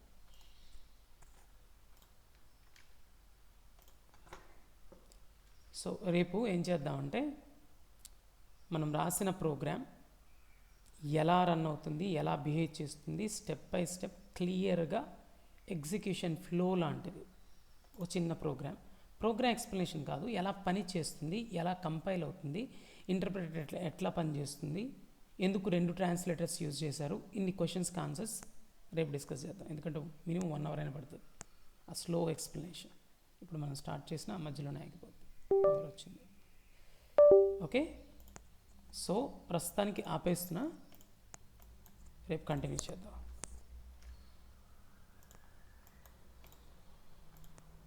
ఇప్పుడు ఓకే. ఎనీ డౌట్స్ ఇంకా ఏమైనా డౌట్స్ ఉంటే అడగొచ్చు. 2 క్వశ్చన్స్ కూడా డైలీ అడుగుతా అన్నాను, ఇవాళ అడగలేదు, కుదరలేదు. రేపు అడుగుతలే, ఊరికనే మీరు రివిజన్ చేస్తున్నారు లేదా చెక్ చేయడానికి. ఓకే, ఎలా అడుగుతా, వాట్ ఈజ్ జావా, నేను ఏదైతే చెప్పాను అది అడుగుతా. వాట్ ఈజ్ జావా అని అడుగుతా. What is the character set does Java supports అని అడుగుతా. What is token, what is statement, what is software, what is program, what is translator, how many types of softwares are there. ఇట్లా మనం ఏదైతే చెప్పుకున్నామో అది నేను రేపు మళ్ళీ అడుగుతా. ఓకే, సో అది కంపల్సరీ అడుగుతా రేపైతే. రేపటి నుంచి ఇవాళ అడగాలి, అడుగుదాం అనుకున్నా, అడగలేదు. Yeah, bye.